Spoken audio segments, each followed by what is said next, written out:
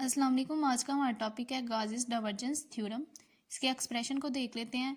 Expression में ये कह रहा है कि जो हमारे पास डबल इंटेग्रल है, डबल इंटेग्रल यानी surface integral a vector dot n unit vector d s is equal to volume integral divergence of a d v आपस में बराबर है, जिसके अकॉर्डिंग ये है कि हमारे पास सरफेस इंटेग्रल ए वेक्टर का एन के साथ हम डॉट लें ओवर सरफेस इंटेग्रल, ठीक है, तो वो हमारे पास बराबर होता है इसके डाइवर्जेंस ऑफ ए यानी इसके जो ट्रिपल इंटेग्रल के बराबर होता है।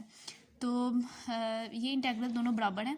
The surface integral of a normal component, the surface integral of a normal component of a vector function a taken over a closed surface S is equal to the divergence of a taken over the region R enclosed by the surface। यानी a का n के साथ dot over surface कौन सी है, जो surface integral है उस वो, और divergence of a over the region R वो आपस में बराबर होते हैं। तो यहाँ जो n है, n हमारे पास n is the outward drawn unit normal to s। हमारे पास ये देखें, अगर हमारे पास कोई क्लोज सरफेस हम s कह देते हैं, उसमें नॉर्मल यानी आउटवर्ड ड्रा नॉर्मल है, यानी ये क्लोज सरफेस में एक यूनिट वेक्टर है। तो इसके बाद हम कह रहे हैं कि जो a वेक्टर है वो a1i plus a2j plus a3 के की फॉर्म में है, ठीक है। तो इस एक्सप्रेशन को इन दोनों के साथ हम अगर लिखते हैं तो वो किस तरह लिखा जाएगा, डाइवर्जेंस ऑफ ए, ये जो चीज़ है ना हमारे पास ये चीज़, तो ये हमारे पास डेल डॉट ए के बराबर है, ठीक है। डेल हमारे पास होता है पार्शियल, ये हमने पढ़ा हुआ है ना, del is equal to partial over partial x i plus partial over partial y j plus partial over partial z के बराबर होता है। उसका ए के साथ अगर हम डॉट लेते हैं तो वो हमारे पास हो जाता है, ये ए वेक्टर था और ये हमारे पास डेल था, इन दोनों का आपस में डॉट ले तो फिर वो partial A1 over partial x plus partial A2 over partial y plus partial ए3 ओवर पार्शियल जी के बराबर आता है। तो ये जो है ना, ये हमारे पास एक्सप्रेशन आ गया। तो अब ए वेक्टर के जगह हमने वो वाली चीज़ पुट कर दी है, ए वेक्टर जो हमने जिसके बराबर लिया था डॉट एन डी एस के बराबर है, और उसके बाद ये जो है ना, ये हमने डाइवर्जेंस ए की जगह ये चीज़ पुट की है और डी वी साथ लगा दिया। हमने ये प्रॉपर्टी पढ़ी है कि जो हमारे पास इंटेग्रल है वो अलग-अलग से भी लिखा जा सकता है। तो इस तरह डबल इंटेग्रल जो है ना, ये ट्रिपल इंटेग्रल जो वॉल्यूम इंटेग्रल है, ये इन सब के साथ मैं अलग-अलग लिख रही हूँ। तो ये एक्सप्रेशन हमें आ रहा है कि triple integral R partial A1 over partial X D V plus triple integral R partial A2 over partial Y D V, और इसी तरह जी के लिए भी ये एक्सप्रेशन है। तो इसके बाद है prove that the respective integral on each side are equal. तो ये हमने प्रूव करना है कि ये दोनों साइड्स इक्वल हैं। तो पहले हम इसकी डायग्राम से रिलेटेड कुछ इन्फॉर्मेशन है वो भी देख लेते हैं कि हमारे पास कोऑर्डिनेट हैं, ये हमारे पास एक्स है, ये वाई है और ये जी है। तो उसके बाद कह रहे हैं कि एस हमारे पास क्लोज्ड सरफेस, एस हमारे पास क्लोज सरफेस है। ये जो चीज़ है ना, ये हमारे पास एक क्लोज सरफेस एस उसने कहा है। तो any line parallel to the coordinate axis in any line parallel to the coordinate axis in almost 2 point, वो कट करती है इन ऑलमोस्ट 2 पॉइंट्स। ये हमारे पास ये बात की जा रही है कि अगर हम कोऑर्डिनेट एक्सिस के पैरेलल कोई लाइन लें, जैसे अगर एक्स एक्सिस के पैरेलल लेते हैं या वाई एक्सिस के पैरेलल लेते हैं, तो वो इस सरफेस को 2 पॉइंट्स में कट करती है। इस तरह एक्स एक्सिस के पैरेलल लेंगे तो वो इन 2 पॉइंट पर कट करेगी, अगर वाई एक्सिस से लेते हैं तो वो इन 2 पॉइंट्स पर कट करेगी। तो ये बात होगी। उसके बाद जो आर डैश उसने कहा है, आर डैश इन से प्रोजेक्शन ऑफ एस, तो आर डैश हमारे पास एस का प्रोजेक्शन है। तो यानी हम इसको शेडो भी कह सकते हैं, साया भी कह सकते हैं। एस हमारे पास ये सरफेस है जो क्लोज्ड है और आर डैश उसका प्रोजेक्शन है इन एक्स वाई प्लेन में। तो अगर हम इसमें कोई पॉइंट लेते हैं, जैसे कि ये मैंने बॉक्स ले लिया, इसमें हमारे पास जो पॉइंट्स हैं इसके एक्स वाई और ज़ीरो क्यों है, इसमें जी जो है ना वो ज़ीरो होगा, जी हमारे पास इधर ज़ीरो ही होगा क्योंकि ये एक्स वाई प्लेन में डिफाइन है।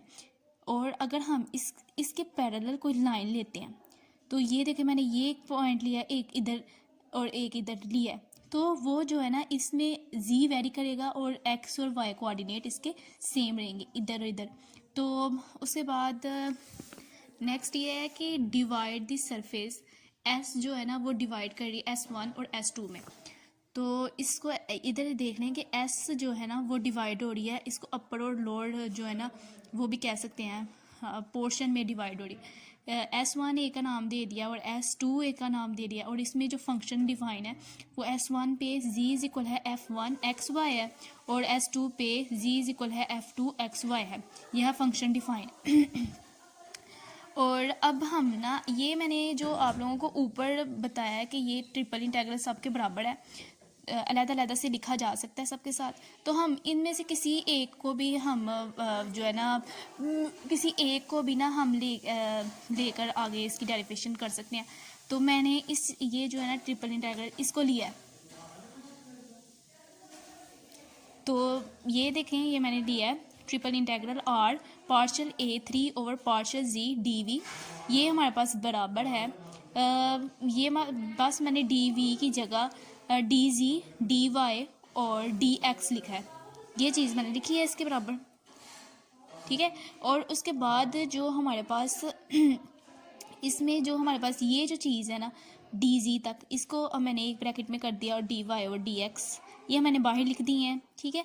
उसके बाद ये r डैश हम इधर लिखेंगे और z इज इक्वल है, z हमारे पास वेरी हमने ऊपर कहा है कि z वेरी कर रहा है f1 से f2 की तरफ, तो हम इसकी जगह ना लिख लेते हैं उसकी कीमत partial a3 over partial z। ये इसमें ये r डैश और इस तरह z इसको वेरी कर रहा है, तो ये चीज़ मैंने अंदर लिख लिया और dy और dx हमारे पास बाहर आ गया। उसके बाद हमने इसको इसमें इंटेग्रल भी आ रहा है और जो डेरिवेटिव भी इन्वॉल्व है, तो ये आपस में कैंसिल हो जाते हैं, फिर a3 ही हमारे पास बच जाता है x y z f1 to f2 और dy और dx हमारे पास इसी तरह लिखा गया है। उसके बाद ये हमने डबल इंटेग्रल कर दिया है। उसके बाद z जो अगर हम लिमिट पुट करते हैं, एक दफ़ा अपर लिमिट पुट की जाती है और एक दफ़ा लोअर लिमिट पुट की जाती है माइनस साइन के साथ। तो ये मैंने इस तरह ही लिखा है कि जो a3 है x y z की जगह एक दफ़ा f2 वाली जो लिमिट पुट की है माइनस इस तरह f1 वाली और dy और dx हमारे पास ये लास्ट पे लिखे गए हैं। उसके बाद जो है ना ये हमारे पास कुछ इंफॉर्मेशन है, जो n2 है जो unit vector make acute angle with k, ये हमारे पास इस तरह कहा गया है कि ये हमारे पास अगर हम नॉर्मल लेते हैं n2 और z एक्सिस के पैरेलल कोई जो कोऑर्डिनेट होता है वो k ही होता है। ये तो हमने पढ़ा है कि i के जो x एक्सिस के अलोंग i होता है, y एक्सिस के अलोंग j होता है और z एक्सिस के अलोंग k कोऑर्डिनेट होता है। तो ये दोनों आपस में जो है ना इन दोनों के दरमियान जो एंगल है वो हम कह रहे हैं वो गामा 2 है और इन दोनों के दरमियान वो गामा 1 कह देते हैं, ठीक है। तो इधर ये कह रहे हैं कि n2 make acute angle with k, ठीक है ना, for the upper part S2, ठीक है, अपर पार्ट के लिए dy dx इज इक्वल है cos गामा 2 ds2। ये जो एक ये भी बात है कि ये जो हमने बॉक्स बनाया है ना, इसको मैं कह देती हूँ ये ds2 है और ये नीचे वाला बॉक्स हमारे पास ds1 है, ये ठीक है। तो उसके बाद अपर पार्ट के लिए मैंने बताया था कि हमने s को दो पार्ट्स में डिवाइड किया है, एक अपर था एक लोअर था, और अपर पार्ट S2 की बात हो रही है, उसमें dy और dx को एक्सप्लेन किया जा रहा है कि वो k डॉट n2 ds के बराबर किस तरह है, ये आपस में बराबर ही है। वो किस तरह होता है कि अगर हम k और n2 का डॉट लेते हैं, डॉट लेने के लिए ज़रूरी फिर वो किसके बराबर होता है कि इसका अलहदा से जो मैग्नीट्यूड होता है इसका अलहदा से और फिर उनके दरमियान जो एंगल होता है वो लिखा जाता है। तो ये यूनिट वेक्टर की मैग्नीट्यूड, ठीक है, वो 1 होती है और इसके भी 1 आ गया cos गामा 2 और cos गामा 2 हमारे पास लिख दिया गया है। तो ये चीज़ इसके बराबर आ गई ना, तो इस वजह से for the upper part S2 के लिए ये इस तरह है और for the lower part S1 के लिए dy dx इज इक्वल है माइनस cos गामा 1 ds1। वो सिमिलर ही जो है ना इसके होने का यानी सेम प्रोसेस है, लेकिन इसमें माइनस का साइन आ गया तो ये इसके बराबर आ गया। तो अब हम इधर देख लेते हैं कि मैंने जहाँ से छोड़ा था अब जो हमारे पास ये डबल इंटेग्रल है, ये मैंने इसमें अलग-अलग से लिख लिया, लिमिट पुट कर ली थी। उसके बाद ये जो है ना डबल इंटेग्रल इसमें भी अलग-अलग लिखा गया है। dy और dx हमारे पास था ना, तो इसको अलग से लिखा गया है डबल इंटेग्रल r डैश, ठीक है, a3xy f2 dy dx अलग से लिखा गया, minus double integral r dash a3xy f1 dy dx। ये वही चीज़ लिखी गई है लेकिन उसके इंटेग्रल को अलग से लिखा गया है। और उसके बाद ये a3 हमारे पास इसी तरह आया है, और k ये dy और dx इसकी जगह मैंने आप लोगों को बताया था ना कि अगर हम S2 सरफेस की बात करेंगे तो वो हमारे पास किसके बराबर है, k डॉट n2 ds के बराबर है। तो वही यहाँ अगर हम अपर वाले की बात करें, क्योंकि F2 तो उधर अपर जो पार्ट था, जो हम उसकी डिवीजन करे थे, अपर जो पोर्शन था उसमें F2 था, तो इस तरह dy और dx की जगह k डॉट n2 ds2, ठीक है, ये इसकी जगह आ गया, और dy और dx की जगह। और ये जो है ना हमारे पास वो माइनस में डिफाइन था, वो माइनस में था ना, तो वो माइनस माइनस हो गए प्लस। तो डबल इंटेग्रल S1 ये हमारे पास कौन से था, अपर पोर्शन लोअर पोर्शन था S1 वाला, a3 k unit vector dot n1 unit vector ds1। ये अगर हम इसको s में डिफाइन करें तो वो इस तरह की एक्सप्रेशन होगा, double integral s a3k dot n ds।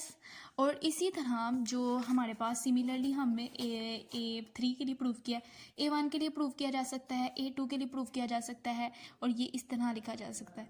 और ये हमारे पास टोटल जो हमारे पास इसकी डेरिवेशन होती है, ये पूरा प्रूफ है गाउसियन डाइवर्जेंस थ्योरम का।